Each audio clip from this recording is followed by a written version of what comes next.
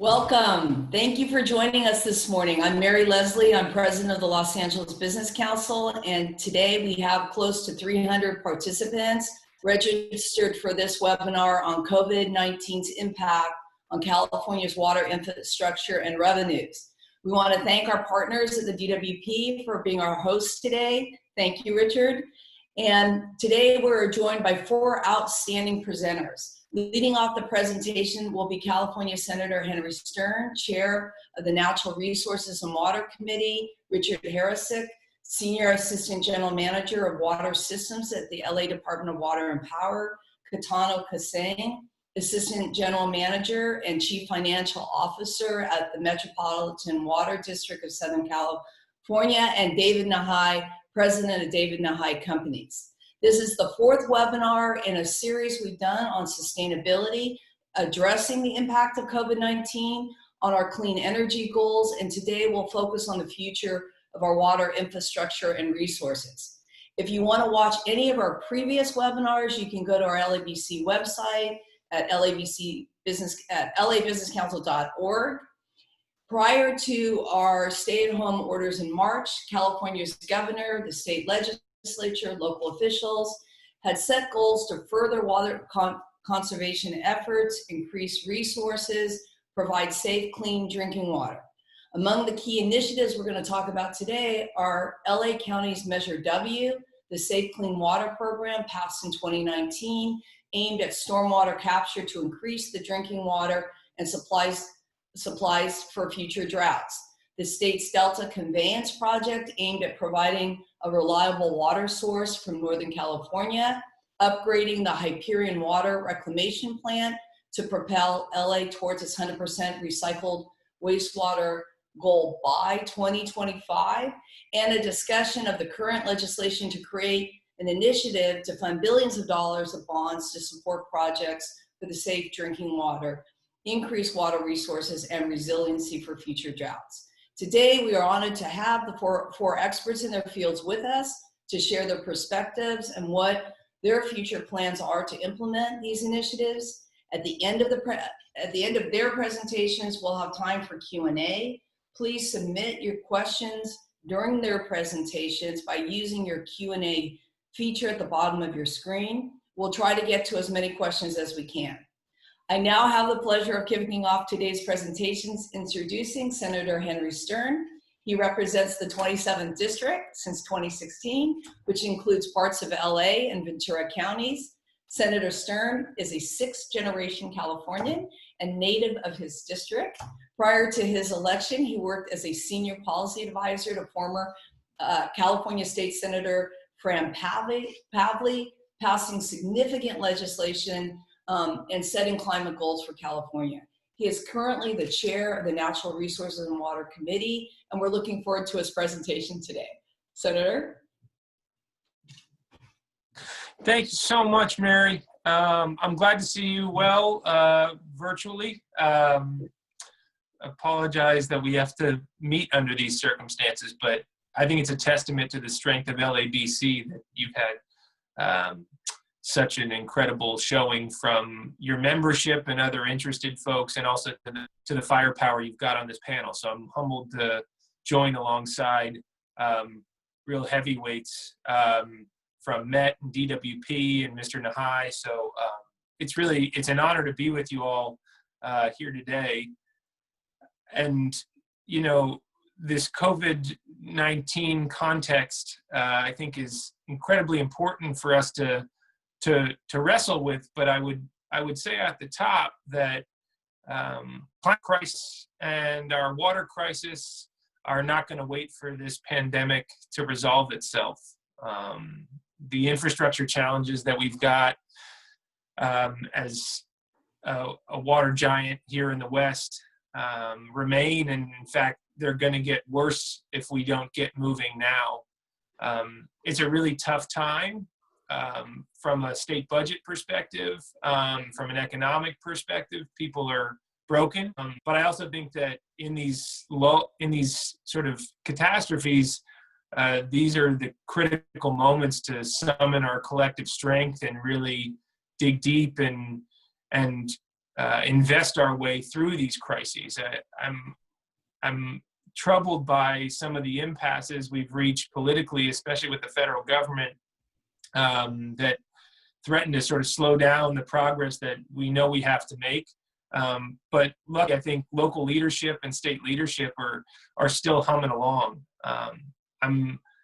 I chair the water committee, and so some of the issues that are sitting before us now are what the future of infrastructure investment looks like, and how to have some certainty around revenues so that folks like DWP and Met can continue to innovate and really pursue the innovation that we need to seize. I don't think the future of supply in Southern California is going to be met with conveyance alone, but I am committed to trying to find some resolution to the impasse we've reached on the Delta conveyance project.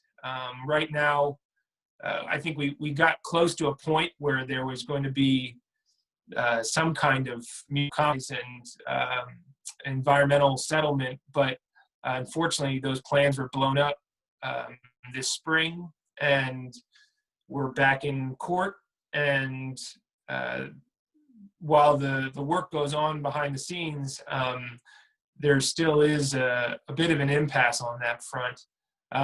But that said, we're keenly interested in how to really sustain California's supply through emphasis on LA and regional sustainability.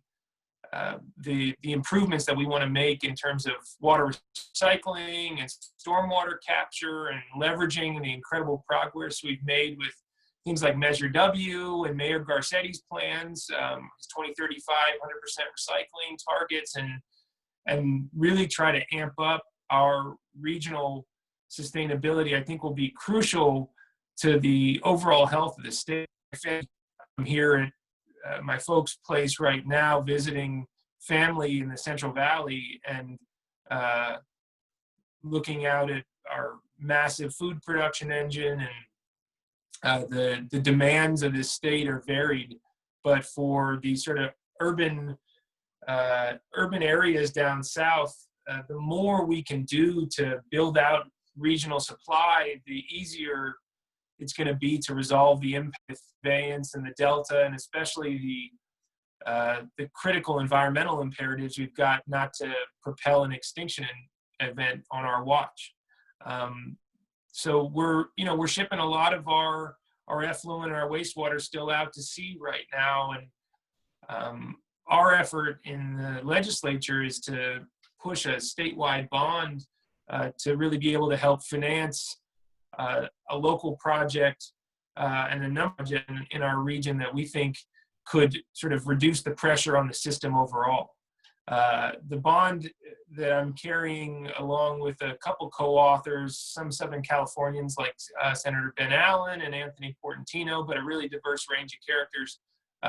It's about a $5 billion bond right now that the Senate passed out of its House and moved over to the Assembly and is currently waiting to be heard. The Assembly is yet to act on a corollary proposal. The governor did put out a proposal himself for a slightly smaller but very water-centric bond earlier in the year.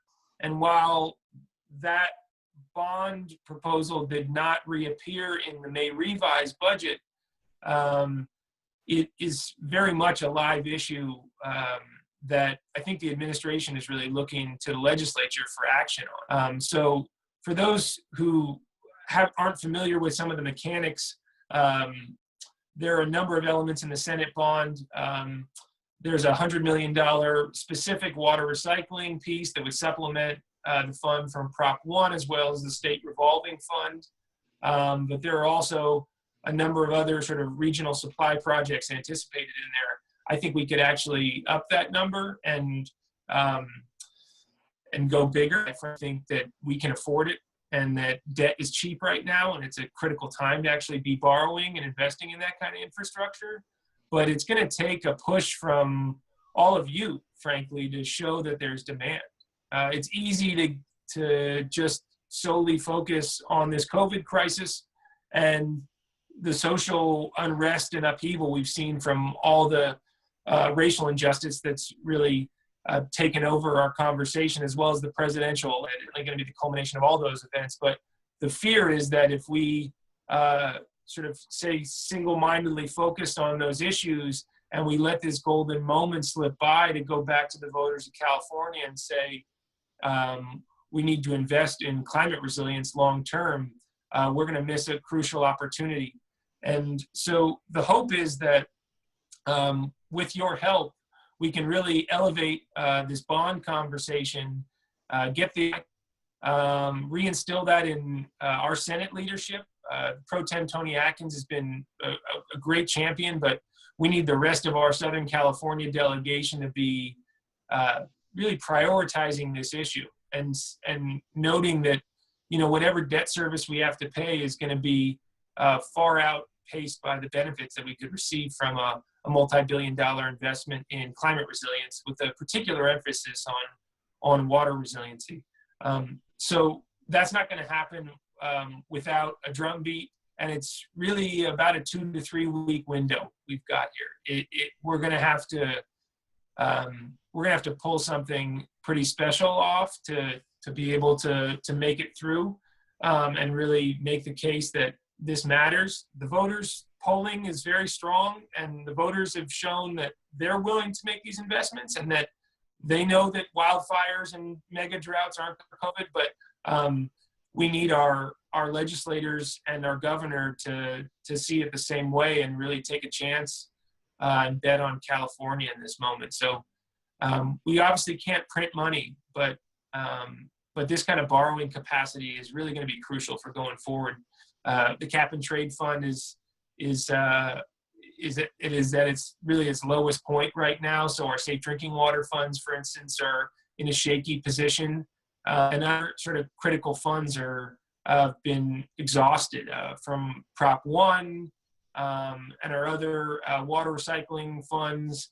So I'm really hoping that the LADWP community can help us push SB 45 forward, and before the end of July, push something onto the ballot that voters can approve this November. I think the will is there, but we got to find a way. So look forward to questions and engaging with this incredible panel. Thank you for taking some time. Thank you, Senator, and thank you for reminding us about your initiative, and which I think we've been supportive of, and the critical timing. Now it's my honor to introduce our Department of Water and Power Senior Assistant General Manager of the Water Systems for LA, and that is Richard Harasick. He, as you know, runs the largest municipal utility water system in the United States. He has over 30 years of experience in water utility planning, design, construction, and program management and operations. As head of the Los Angeles water system, he manages a $1.5 billion annual budget, 2,200 employees, and his job is really to provide customers with safe, reliable, high quality, and competitively priced water services in a safe and publicly and environmentally responsible manner. No pressure. Richard. Well, that used to be part of your mission as well when you were on the board, Mary. So Thank you. Part of that. Well, what I want to do this morning is talk a little bit about us as an employer during this COVID-19 crisis, as well as its impact on our customers, and then segue into what that means to our budget, and then just going forward, as the title of the seminar today suggests, its impacts on just going forward with infrastructure improvements. So just starting off as an employer, you know, we employ over 11,000 people, and when we began in this, you really have to begin with the understanding that we are an essential service. Obviously, I could talk a lot about LADWP's role in establishing the city of Los Angeles and creating it, and certainly sustaining it. So we are, though, one of the 16 essential sectors, the water, wastewater world in the United States, and we've really obviously already knew that. But it's important for our employees to know that as well, because many of the things that were put down in the governor's mandate and Mayor Garcetti's mandate, quite frankly, don't apply to our workforce. But we needed to deal with that because we are an essential service, we also are an employer. And really workforce issues dominated, I as an executive manager and everybody else in that role within Water and Power, and just dealing with all those issues. And we had gotten to the point, obviously using telecommuting and distancing our blue collar workforce from each other through a variety of methods. We had gotten to a point last week where we had 100% of our workforce in the field back. All of our customer service folks were there, and our telecommuters, we had all of our second level supervisors and above back to work full time, and everybody else that was telecommuting was actually coming in 1 to 2 days a week. But with the recent spike that we've seen in LA County, in the city, we eased back on that a little bit, taking a little bit of pause, and we'll hopefully get back there very soon. Quite frankly, one of the limiting factors for us to all get back to the workplace here in the office is the elevators, just because we have a limited number of people that can be in an elevator at one time. So as we fiddle with that, we will increase the number of people that we have back here in the workplace, in the building. But we do think that we have things screwed down pretty well here in terms of protecting our employees. And as I interact with other general managers around really the world, Water and Power is really at the forefront of providing health and safety to its employees during this time. Our customers, so like virtually every other water agency really in the world, we are not shutting off water service for non-payment. That came down from governor's office. We already made that decision unilaterally within the city. And obviously the concern with that is collections. Now, it's still too early to see the complete impact of that, but we do see a little bit of flattening of sales at this point. We really don't know whether that's weather related. We still in our billing are lag behind 2 months in that. So we really don't know exactly where that's going to go, and whether it was weather related or just a shift from a reduction in retail and commercial sales because of the lockdown, and all those establishments weren't there, but the workers were now at home and using more water at home. So we'll see how that all balances out. But as Senator Stern said, there are people that are hurting and in their ability in a lot of things, but obviously to pay their bills.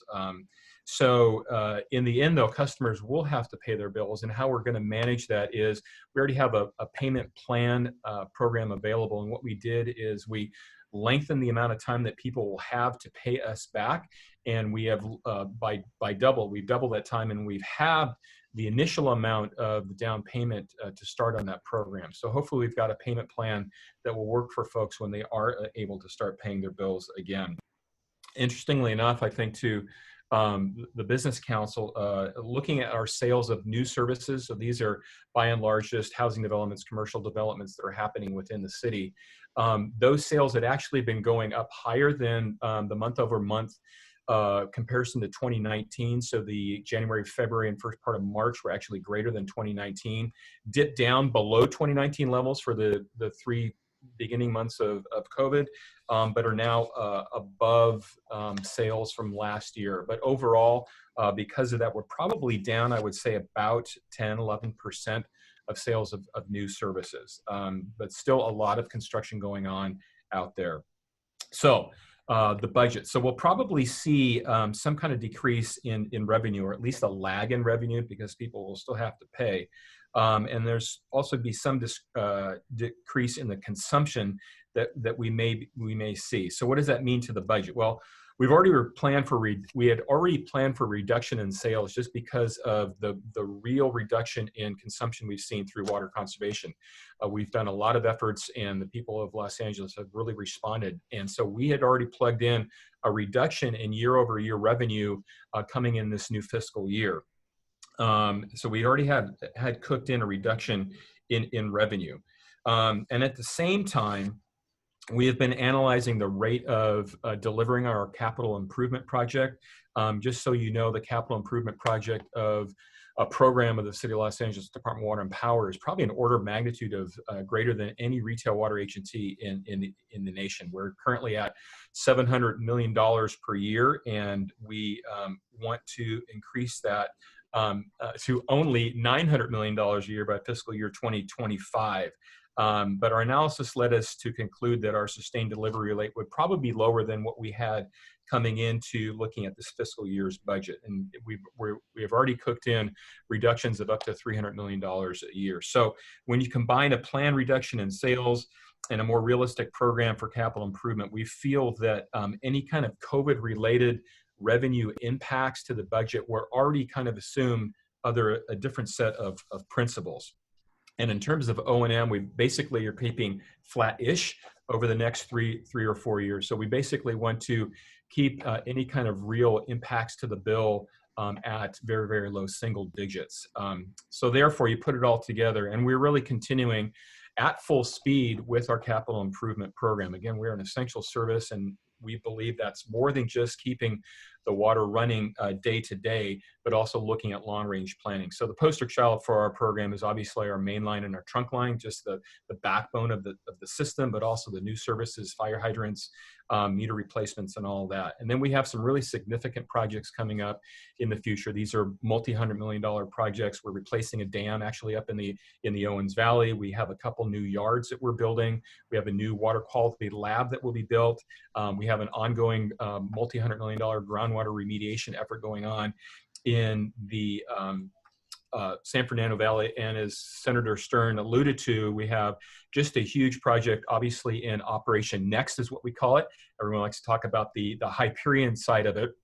And that will be developing that resource. And it's really a water supply project. And Operation Next is what we've coined it because it's the next aqueduct. It's the next source of supply with the city of Los Angeles. And it will really fundamentally transform how we serve water and receive water within the city. It really is transformational. In the end, it will basically mean that the words Los Angeles and drought will never occur again. So it is that significant. It will be that fundamentally different, not only to operate, but really the impacts to the business and residential community in Los Angeles.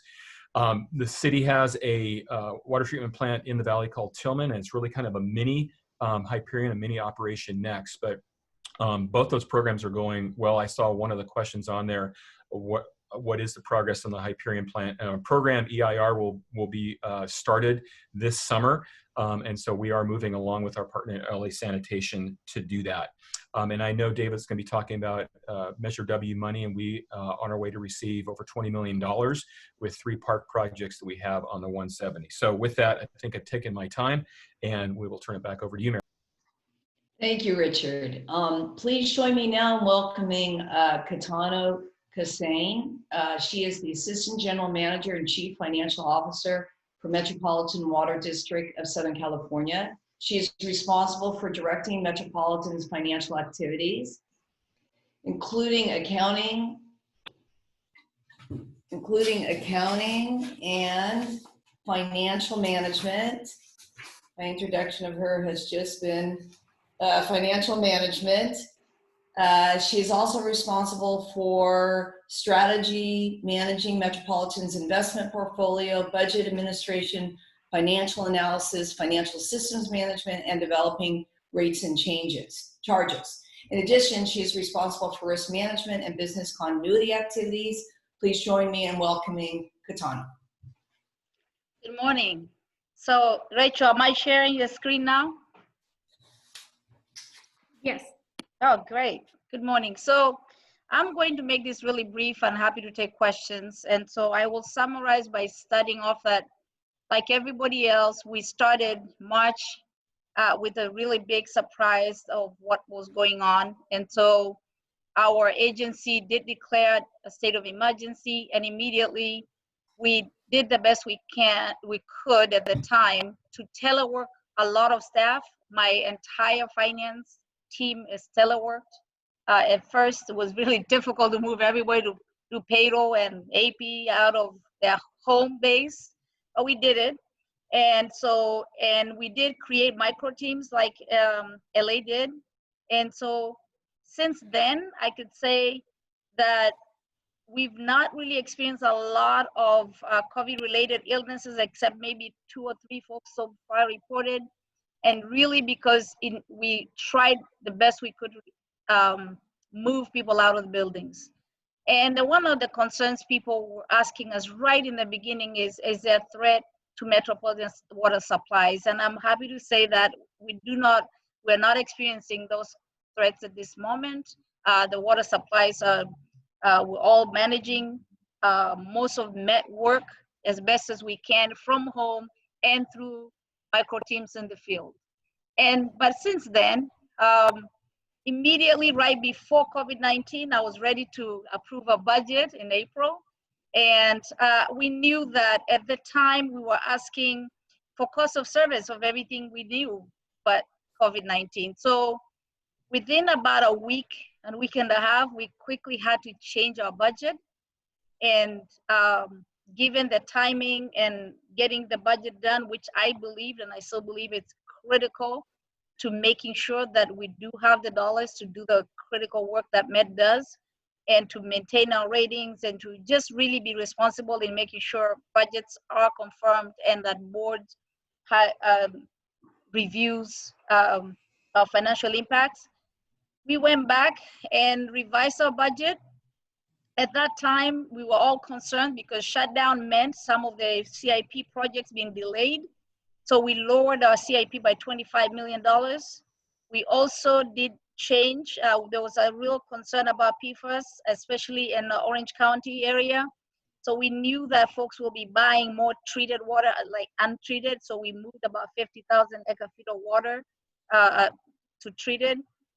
And overall, we also did change the financing. We had a 60-40 split of O&M financing a majority of our CIP and about 40% bonding. So we switched that a little bit to 55-45. And my initial thought about that is because, you know, when we're doing infrastructure and maintenance, you really need to use a lot of your O&M. But given the mud, it was really not a lot of thinking that went into that because we needed to reduce the dollars to head off the impact of COVID-19. So our budget, as it is right now, is a 3% for 2021 and 4% for 2022. But the board did request that we come back in September after we've assessed majority of what's going on with the member agencies, and we didn't met. So I will be bringing back some budget adjustments in September, really to talk about COVID and how we can help member agencies and how it has impacted Met as far, and especially just in general, looking at the financial outlook right now, we continue to see decline of our revenues. So we have to do some cost containment. As far as the Delta Single Tunnel project, I really don't have a lot to report on this one, but I was told to just mention what we're doing. As you know, the DWR did pursue EIR release January 15, 2020, and their planning and environmental review and conceptual design is going to take another 18 to 36 months. So our board decided to put about 50 million in the budget, 25 each year. And we did project about another 50 in year 3, but we did not put any additional dollars or projections beyond that. And really simply because we want to see this project designed and become a project. So before we start projecting dollars. And we believe that there will be substantive changes from the original project. So we did not put any more projections beyond year 3. And the regional recycling water program that in October 2019, most of us who are out there saw this wonderful pilot project of 500,000 gallon per water treatment demonstration plant. And the demonstration plant, for those who don't know, receives treated water from the sanitation district of Los Angeles County and Joint Water Pollution Control in Carson City, in Carson. And it is anticipated that in the next 15 months, we can determine the full scale of the plant, which is hopefully going to have a capacity of 150 million gallons per day. In that sense, we recognized that we needed to maintain this project going and the study. So we put planning costs of about 30 million in the budget. And I wanted to show this chart. I really love this chart a lot because I'm amazed how much water we have stored in the last few years. So this is really helps Metropolitan utilize dry year storage to manage our resources, and especially at this time where our water sales are really low. And I believe the state water project is giving us about 20% of our allocation. So this is not updated from 2019, but we will be updating it shortly. So as far as our finances are concerned, we are going to be assessing impacts to businesses, to our business and operations, including the adverse financial impacts to our member agencies. I did do a survey a month ago. I just got it, about 14, unfortunately only 14 agencies returned the survey, but most of them are telling us that most of us right now, we have not really experienced the total impact of COVID-19. And having worked for a city, I know exactly how that revenue comes in for most cities. And so I think it is too early to really get the true impact of COVID-19 to agencies, especially cities and counties. But we wanted to analyze that information and see how we can help to the extent that they're experiencing delinquencies and they're really high. And 4 agencies did report that. We need to be able to do something in MET and equally be able to respond to them if they're not receiving revenues. So that discussion will take place in MET in September, along with any other COVID-related concerns for MET, because at this time, we are still experiencing declines in revenues. I will not attribute those, as far as I'm concerned, in MET world that it is COVID related, but we have concerns about certain revenues that we need to review. And the only other way to react to those is really cost containment. And the board has already requested us to do some cost containment. So that's really what we're going to do. And not just looking at COVID-19, but looking at the total budget, because we think that we will experience, based on either COVID-19, the recession, or all the impacts that everybody's experiencing, we will equally experience that through decline of revenues. So that's where we are at MET right now. I believe in our projects, if I might touch on that just briefly, most of the projects we had delayed are back online, except maybe maybe one major project that is yet to go online. But there could be other things that might be shifted. I can't speak to the details on the CIP side, but what they have reported to me that the initial 7 or 8 programs that we delayed, I think 7 of them are back online. And it's taking people to really adjust on how to do this from home or with limited resources. So thank you. I'm happy to take questions. Very good. Thank you very much, Katano. That was a thorough update. Now it's my honor to introduce our LADWP Vice Chair and Board Member, our friend David Nahai. David has an extensive record of experience in both the private and public sectors as a lawyer, a CEO, a government official, a business owner, an environmentalist, a community leader, an investor, and an author. Want to know more about the author? He is the former general manager and commission president of the LA Department of Water and Power. He is the former chairman of the LA Regional Water Quality Control Board and the former senior advisor to the Climate Initiative. Currently, David is the president of David Nahai Consulting Services, Inc., a partner at the Lewis Brisboe Law Firm and a managing partner at AQORA Capital Management Company. We are lucky to have David with us this morning, and we look forward to his words. David. Thank you, Mary. Thank you very much for that introduction. Thanks to all of you for tuning in to listen to this webinar today, and my thanks to LADWP for putting this on. I hope the audience is finding it informative. I certainly am. And LADWP does just such a marvelous job of putting these webinars on. I think there have been a number of them so far, and it's always a great pleasure to spend some time in the company, even virtually, of the brilliant Senator Henry Stern and the wonderful Richard Harasick, and such a pleasure to make the acquaintance of Ms. Kasaine. I don't think we've met before, so it's good to meet you. But thanks mostly to you, the audience who've tuned in for this. I have the happy task of talking about Measure W as from the point of view of somebody who's involved in the implementation mechanism of Measure W. And I do believe that it is truly a bright spot in the COVID darkness, not only for the water sector, but for our local economy as a whole.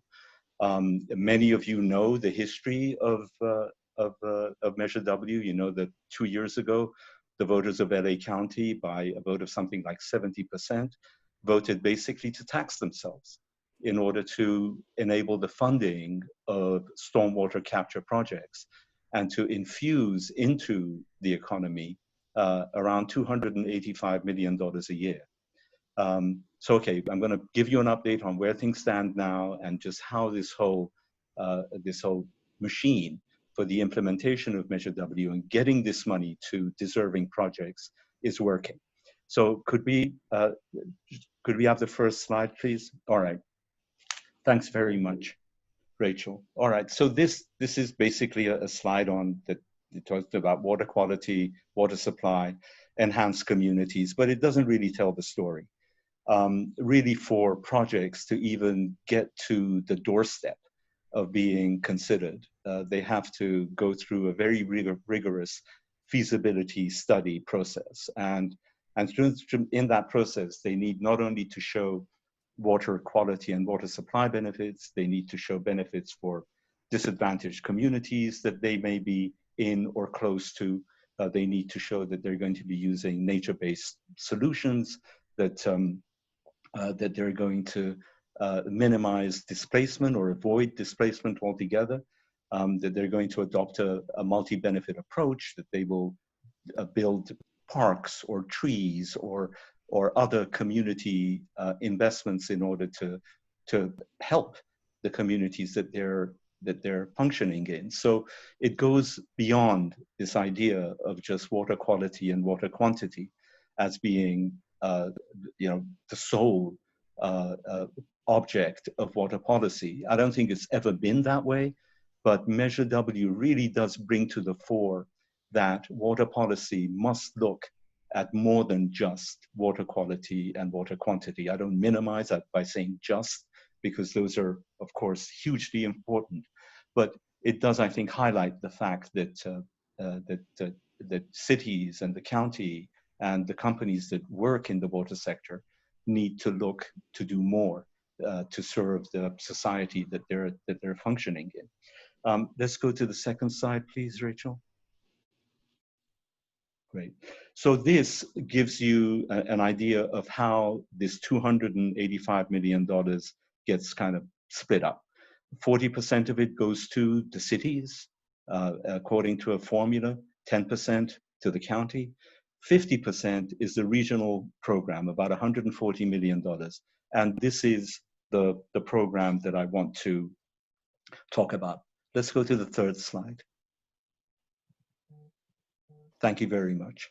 All right, so here's the regional program for $140 million. And as you can see, the county is divided into 9 watershed areas. And each watershed area is serviced by a watershed area steering committee, known by the rather unflattering acronym of WASC. So there are these 9 WASCs, and I serve on the Upper LA River WASC, have the privilege of chairing it. And the Upper Los Angeles River watershed has the largest area, the largest number of projects, and logically the largest amount of money allocated to it. We had in this round 12 infrastructure projects to consider.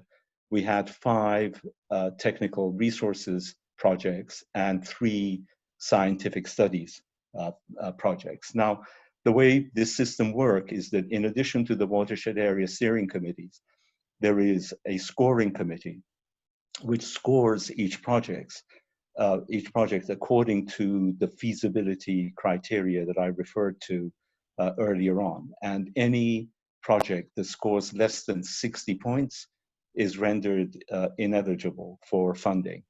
In addition to the scoring committee, there is the regional oversight committee that has the task of basically reviewing, approving, or disapproving the recommendations that come from the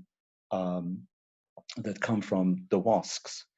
Now, the recommendations from the WASCs that are either to approve the projects that the WASCs find deserving, that submission is called a Stormwater Investment Plan, or a SIP. And later on, I'm going to show you what a SIP looks like. We completed our SIP on our committee. You know, by the way, our committee has 17 members, all volunteers. And we completed our SIP and submitted it to the Regional Oversight Committee. And our decision was unanimous. And we got approval of our SIP on June 24th. So just a couple of weeks ago. And from there, it's going to go to the Board of Supervisors. And we're hoping for approval there so that the money that we've approved for these projects can actually flow into the system. And let me just add this. Lane did a study in 2018 and concluded that this stormwater program will produce something like 9,000 jobs and will have a kind of ripple economic benefit that amounts to something like $14 billion. So let's go to the next slide. Rachel, please. Thank you. All right. Now, the regional program is itself split up into three kind of slices. No less than 85% of the money has to go to the infrastructure program. These are the infrastructure projects. And Richard earlier alluded to the fact that DWP, I think we had 2 DWP projects in our, of the 12 projects, and we've approved them for funding. And hopefully the Board of Supervisors will agree with our recommendation. The technical resources program, no more than 10%. The scientific studies, no more than 5%. If there is a question, I'll explain what the TRPs and the scientific studies are, but I don't want to take time right now. Let's go to the next slide. Great. All right, so this is kind of what a SIP looks like. Now, this chart is not complete because there is a kind of like a lower part to it, which doesn't appear here, but I'm just going to point out some details about it. So right in the middle at the top, you will see the 12 infrastructure projects that we're recommending for approval. The scientific studies and the TRPs aren't showing on this chart, but you can see the legend, which shows how the money is going to be spent. I mean, I'll just leave it to you to look at that. And each applicant has to enter into a fund transfer agreement, which basically holds them accountable to spending the money in the way that they've agreed to spend it, to meet various milestones, to submit various reports. And even though we are approving a 5-year funding schedule, that is an earmark. It's not a legal obligation. So if the project proponents fail to live up to the obligations as set forth in the fund transfer agreement, we would reconsider whether to continue the funding.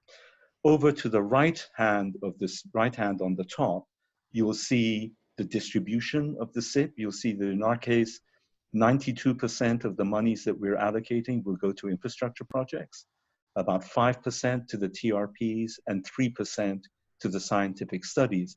And right above that, you will see what's called the required DAC ratio, or rather the required disadvantaged communities ratio. And there is a formula for each WASC, for each watershed, as to how much of the benefit has to go to enhancements and services for disadvantaged communities. In our case, we had to meet a 50% threshold for our projects. We've managed to meet 88%. Having said that, I think we need to do more work on just what are the benefits and how do we quantify the benefits that are being provided to disadvantaged communities. How many trees? How long should a sidewalk be? How large a park? How many baseball fields? How much flood mitigation, and so on and so on. Right now, I think it's more a qualitative discussion, and hopefully we can move it more into a more objective thing. Finally, at the bottom of the screen, you'll see that our anticipated amount was 38 million for our WASC. We allocated 27 million. We wanted to be conservative this year because of uncertainties due to COVID. So we decided to fund just 71% of our maximum amount. We're rolling 11 million into the next year. But even at 71%, we've managed to fund all 12 infrastructure projects, all 5 TRPs, and 3 of the 5 scientific studies that we received applications for. So as you can see, that leaves us with headroom next year and a lot of headroom in years 3, 4, and 5 to consider new projects. And we're very, very hopeful that new projects will be submitted for us. And the deadline, I believe, has just been extended to October for new projects to be submitted. So let me stop there because I want to make sure we have enough time for Q&A.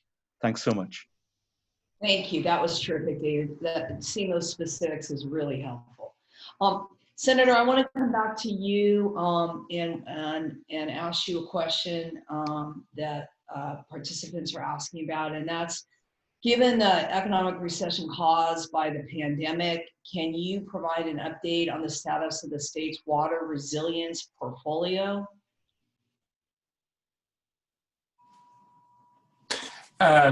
Yeah, and in terms of the budget and in terms of the certainty around our planning process, look, the operations continue, but I think there is a fair amount of uncertainty in terms of the long-term funding stream to actually get some of these crucial projects done.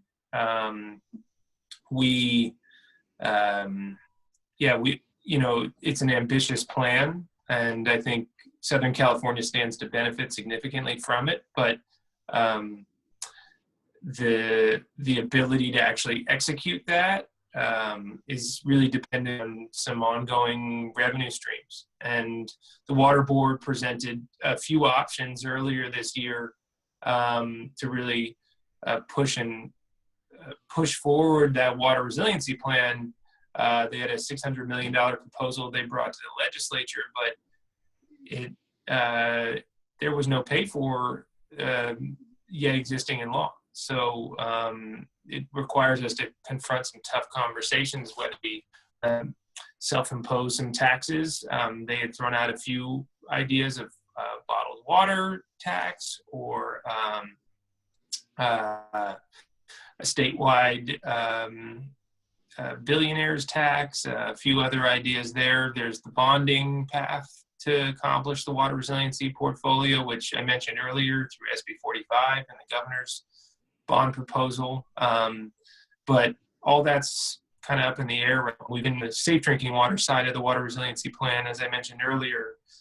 We've been really relying on some self-assessments and some fees, but also the cap and trade program. But because of the lack of market interest right now in buying those carbon credits, because overall the recession sort of decreases demand for the carbon market, we don't have that.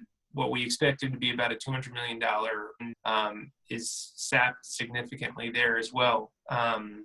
So the plan and the integration is solid, and a lot of the pollution control mechanisms are continuing to be developed at the Water Board, but the actual financing ability is a big question mark, and I think largely a question of political will in Sacramento. I actually think the county, and I really appreciated David's walkthrough there. The county's done a good job in trying to build its own self-reliance, and the city as well. But I think the state has to step up. It's one thing to have a great plan. It's another to actually do it. And in the spirit of that, this is to both you, Senator, and also to Richard. Question is, are there changes that California could make to its clean water revolving fund loan program to make the Hyperion retrofit more affordable to ratepayers? Well, you know, we've been, I think, the biggest single recipient of that program. So it's a great program. Quite frankly, with Los Angeles, it's probably the ability of how much we can debt we can take on. The state revolving fund is a great source of cheap money. We're actually, you know, we just had a bond sale. I'm going to have another bond sale later this year that yielded rates actually lower than SRF. We actually got them to refund SRF funding. So one thing the legislature has done that's been a huge benefit to us is securitized funding. And so looking forward, that's going to be a great source of us to basically you know, separate that debt from our own books at Water and Power and do it on a securitized basis. So there are some things that the legislature can do, and they have done, and we're very appreciative of that. Senator,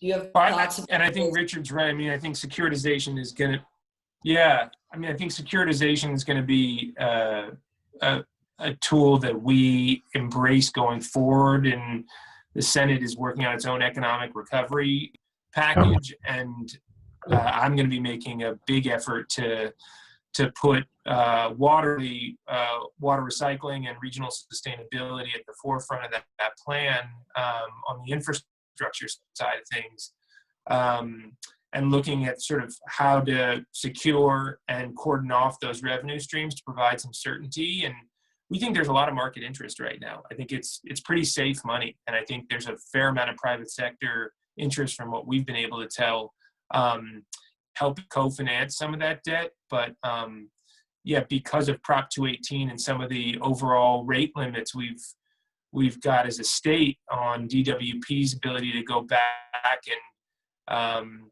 do service-based budgeting and some other sort of rate structures that might allow them to squeeze more out of the pie, they don't really have that flexibility. So it really is incumbent upon us to give them the freedom to make the innovations that they're planning on. That's good to hear. And Richard, I want to come back to you one more time because I'm getting the question, when will the LADWP consider providing gray water systems to ratepayers? An example, no pressure. Pasadena does this for free. I saw that question. Maybe a couple ways to answer that. Number one is we're really focused on recycled water as a source of supply. It's just a very efficient way for us to do that. You know, Operation Next, the Hyperion project, is actually going to take that water and put it into the water system. So I only have to maintain one water system.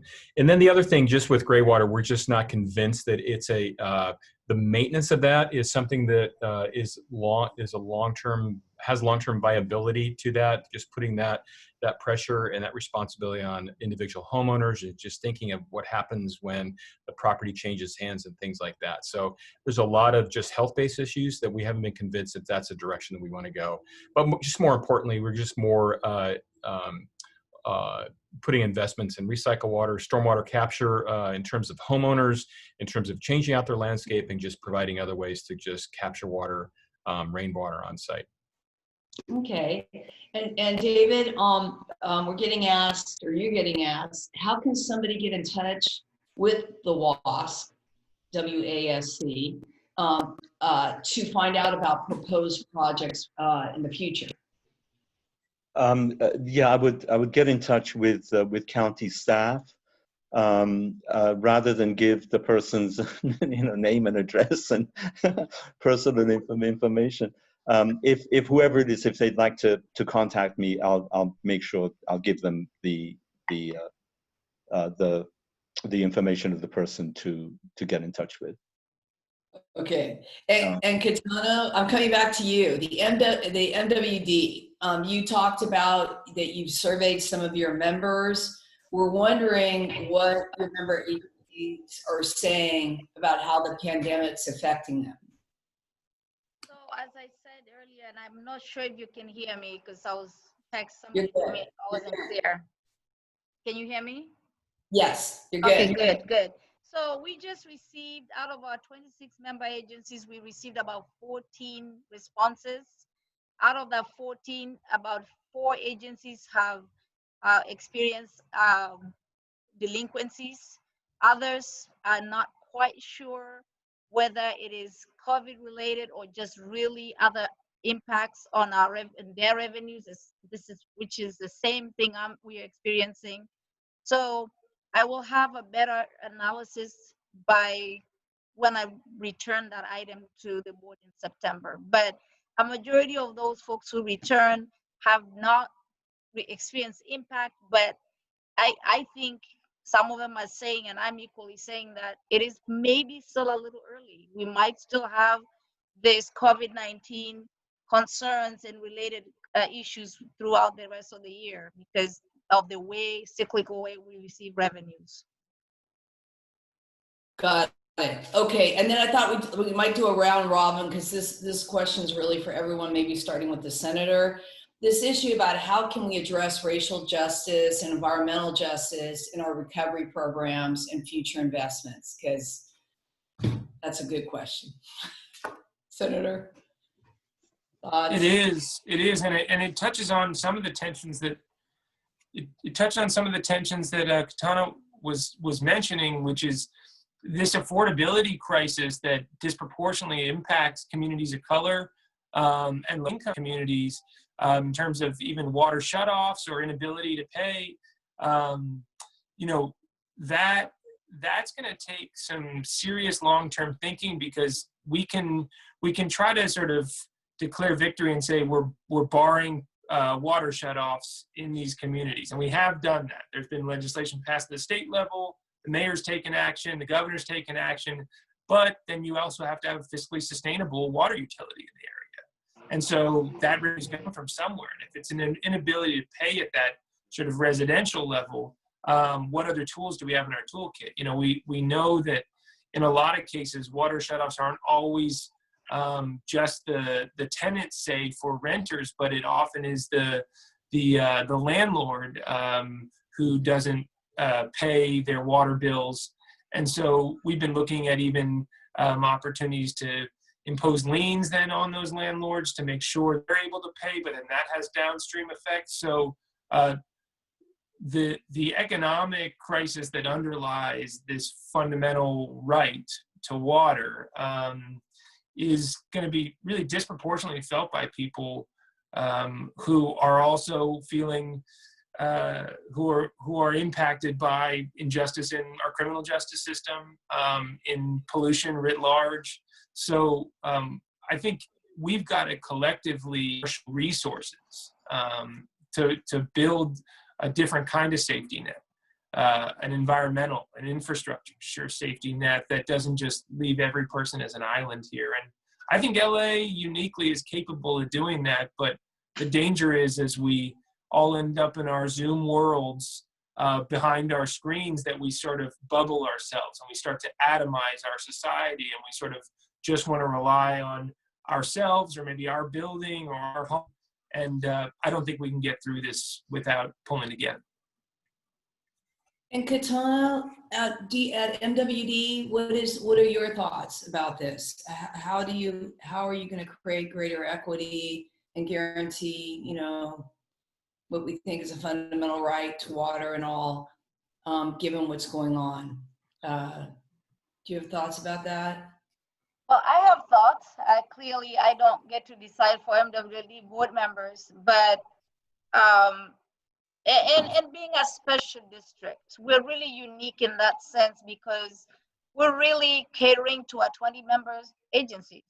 And if I just look at them, then I'm like, I can talk to them and figure Richard can pay me or don't pay me, but that's not will not get to the root of what the senator just spoke about. It's really, and when we bring this back to the board, it's really trying to look beyond just our member agencies and what they're experiencing at the retail level.